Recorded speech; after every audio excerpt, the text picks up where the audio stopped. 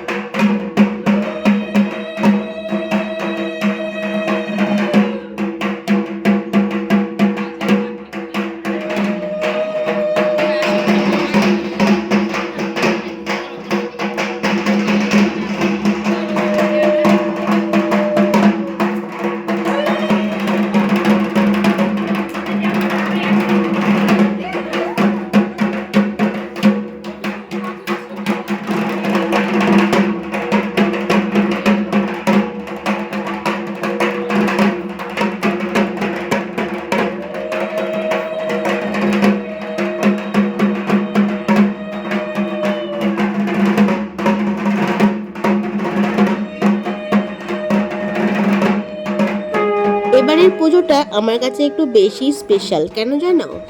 এবার আমার বিয়ের পর প্রথম বাড়িতে পুজো, তো এই জন্য একটু এক্সাইটেড তো ছিলামই। আর তার সাথে সবচেয়ে বড় পাওনা হলো এই প্রথমবারের জন্য আমি মাকে বরণ করার সুযোগ পেয়েছি। বিয়ের পর ছাড়া তো মাকে বরণ করা যায় না, তো এবার যেহেতু আমার প্রথম বিয়ের পর পুজো, তো এই প্রথম আমি মাকে বরণ করার সুযোগ পেয়েছি, আর সেটা আমি কিছুতেই হাতছাড়া করতে চাই না। তো দেখো আজকে আমি এখানে মাকে বরণ করে নিচ্ছি। এবার যেহেতু আমি মাকে প্রথম বরণ করছি, তো সবার কাছ থেকে শিখে নিয়েছি যে কেমন করে বরণ করতে হবে, সবাইটা দেখে নিয়েছি।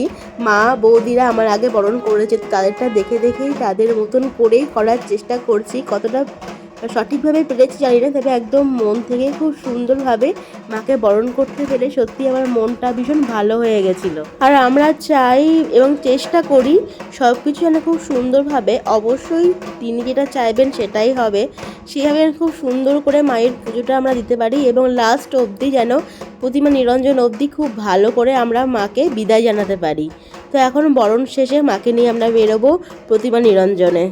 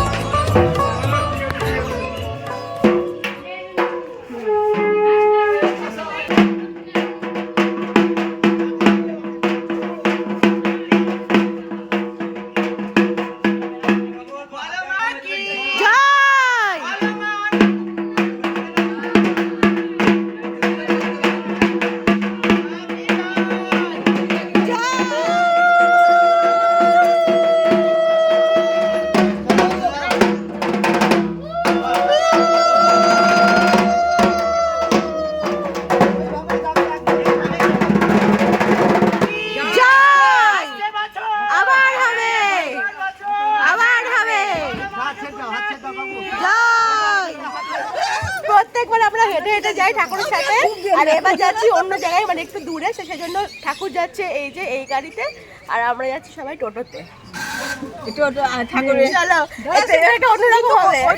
ঠাকুর যেতে ভাবলাম গাড়ি একটু ভিডিওটা করে নেবো রাস্তায়, ওটা হবে না, ঠাকুর আগে যাবে তো, ঠাকুর যাবে খালি পায়ে। আয়ুষ যাচ্ছে খালি পায়ে। আমরা এখন ওয়েট করছি একজনের জন্য। হ্যাঁ একটুখানি রাস্তা ঢুকে যাও, আগে পিছনে করে বসলেই হয়ে যাবে। ওই ইটা এই কাপড়টা ই করে নাও, এ ম তাই তো উঠবে তো, ঢাকিতে খালি নেই, ঢাকি ঢাকা দিকে দাও, ডান দিকে ধরবে তাহলে। সঙ্গে আমি ধরি দে, নাহলে ঠিক করে বসে ঠিক করে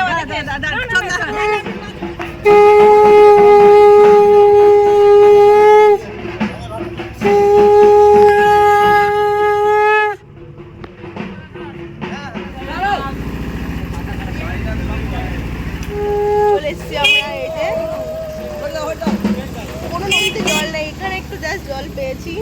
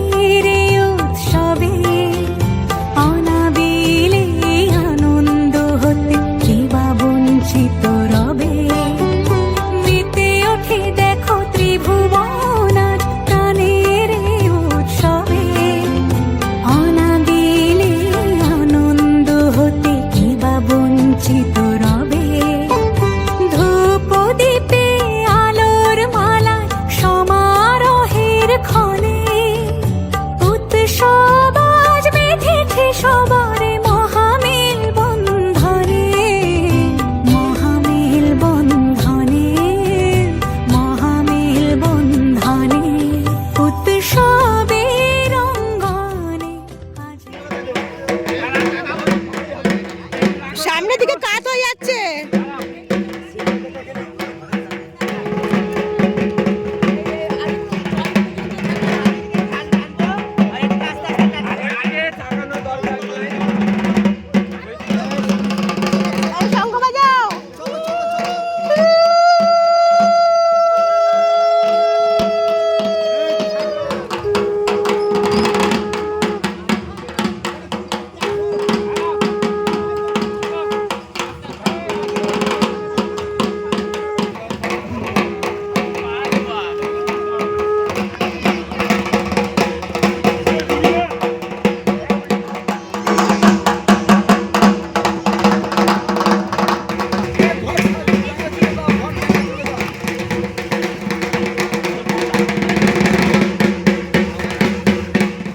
ঘরে এসে আবার ফ্রেশ ট্রেশ হয়ে নিয়েছি, আর এখন ব্রেকফাস্ট করব। দিদিরা বেরিয়ে যাচ্ছে এখন বাড়ি, গাড়ি চলে এসছে, তো দিদিরা এখন ব্রেকফাস্ট করে বাড়ির জন্য বেরিয়ে যাচ্ছে। ভালোই তো, গিয়ে আবার আজকে নিমন্ত্রণ আছে, তো আজকে আমাদের রান্না হচ্ছে বাইরে থেকে ডালপুরি না লুচি, আয়ুষ তরকারি আর হচ্ছে মিষ্টি। হ্যাঁ আয়ুষ এখন বেরিয়ে যাচ্ছে। আয়ুষ আবার এসো, আবার কবে দেখা হবে ঠিক নেই। আয়ুষ এবার শিলিগুড়ি, আবার তারপর নর্থ সিকিম। কাঁদছিস নাকি আয়ুষ, একটু কাঁদছিস নাকি? হ্যাঁ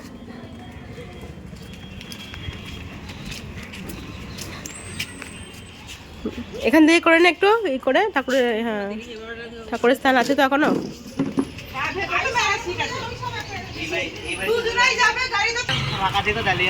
হ্যাঁ তুই অন্য সময় আসিস না, তুই পুজোর সময় আসিস। হ্যাঁ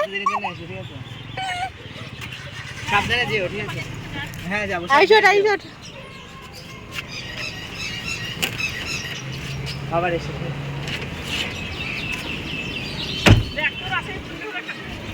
হ্যাঁ সবই হলো, ভালোই হলো। টাটা। আবার বেশি ঠিক আছে এই পৌঁছে ফোন করিস।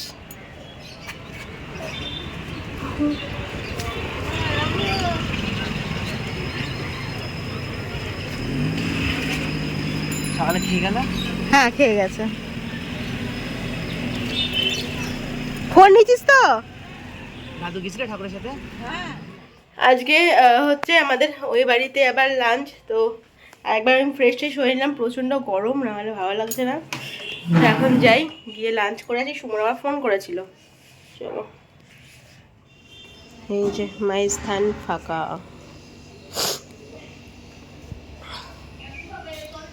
প্যান্ডেলও সব খোলা হয়ে গেছে।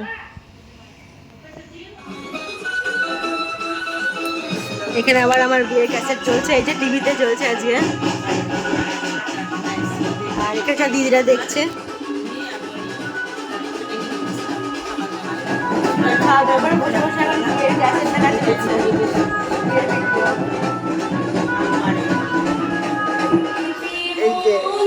এই যে চোখে জল এই সিন দেখে।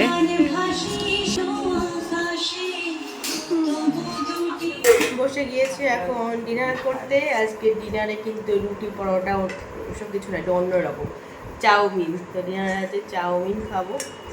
তো ছোটো ধরনের ব্লগটা আমি এখানে এন্ড করছি। যদি ভালো লাগে করতে please to like comment share আর সাবস্ক্রাইব করে দিস। তোমার সাথে দেখা যাবে ইন্টারেস্টিং ব্লগ নিয়ে। Till then stay happy and stay safe. এখন আমাদের গুড নাইট, বাই বাই।